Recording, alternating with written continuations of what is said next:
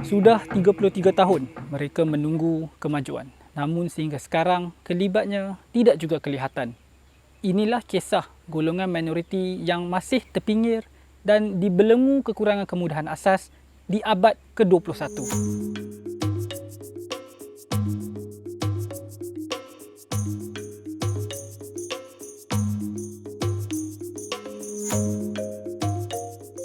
Nama saya Tok Batin Kasni bin Potot, Ketua Kampung Bukit Galah. Saya duduk di sini daripada bermula 1988. Masa tu penduduk sini belumlah ramai kan, dalam masa tu 2 keluarga je di rumah. Apabila dah generasi yang baru dah meningkat, sekarang nampaklah ada perubahan sikit. Penduduk sini sekarang semua dia 12 keluarga. Ini keluarga yang terbesarlah. Daripada saya anak dan menantu, cucu, cecet saya sini.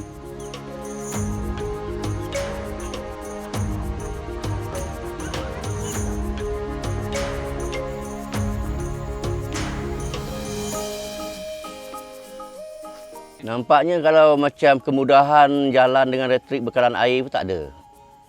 Itu tak ada lagi.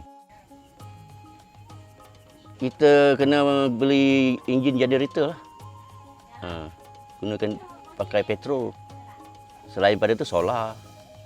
Solar ni untuk waktu malam saja kan. Itu pun tak.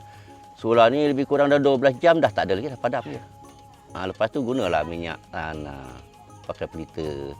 Abad ke-21 macam tu juga, tak ada perubahan.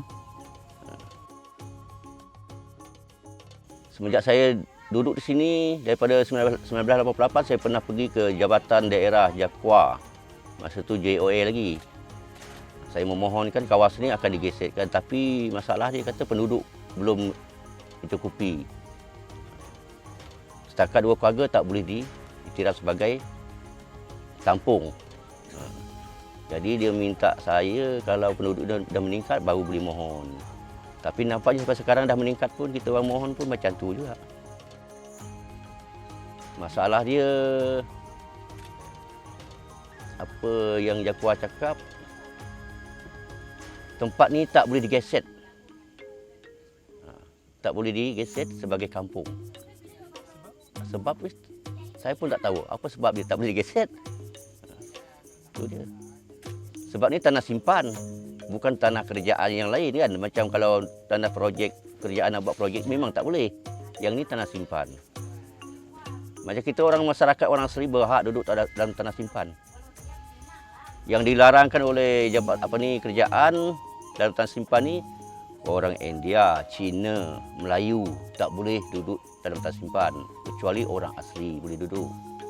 Tapi kalau orang asli boleh duduk, kenapa permohonan orang asli tak diluluskan? Itu masalah dia.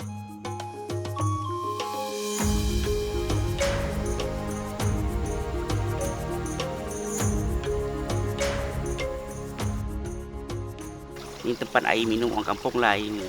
Untuk minum, mandi dan bagi-bagi macam guna lah.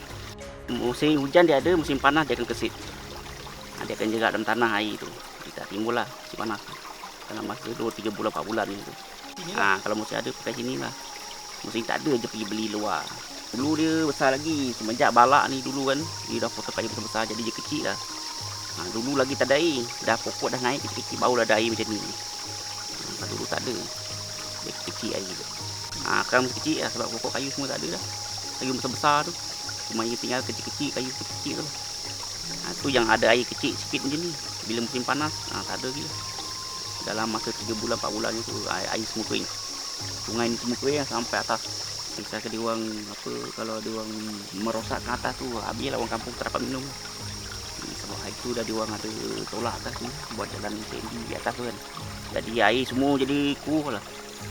Jadi tak elok, susah nak minum, nak mandi semua. Nama saya Haniza binti Rimba, berumur 26 tahun. Saya dah berkahwin selama 10 tahun dari 2010. Mempunyai 2 orang anak.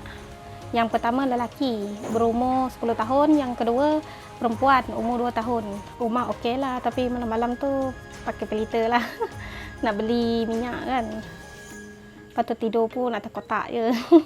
Belum mampu lagi nak beli tilam. Anak saya yang sulung tu sekolah dekat ni, sekolah kebangsaan Senibai. Dekat Pilah lah, Kuala Pilah. Pasalah belajar online. Saya yang ajar lah. Sebab suami kan kerja. Saya lah yang ajar. Sini dapat line internet ke Kak? Tak, kena belilah. Sehari RM3. Kalau tidak memang dia loading lah. Memang susah nak buka gambar ke apa ke. Seperti penduduk kampung yang lain, Haniza mengecas telefon pintarnya menggunakan generator yang ada di rumah Tok Batin. Itulah nak belajar anak sekolah pun susah kan. Hari-hari nak cas pun guna mesin generator lah atas. Kena beli minyak lah, susah ke. Kalau tak ada minyak tu tak dapat cas lah.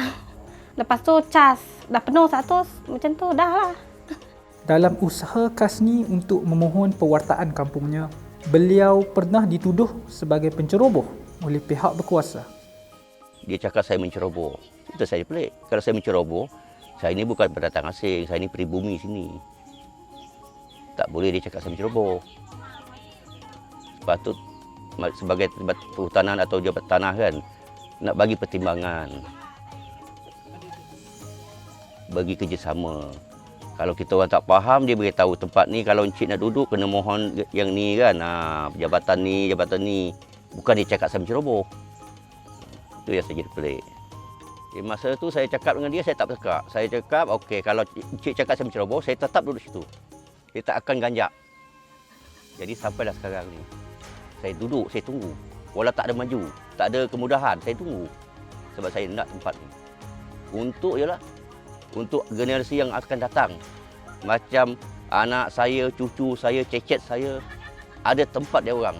Jangan sampai satu masa nanti dia orang tidur bawah jambatan highway. Jadi peminta sedekah. Sebab tak ada tempat untuk dah bercucuk tanam. Jangan sampai dia orang jadi penyamun, penyangak. Itu yang saya cakap.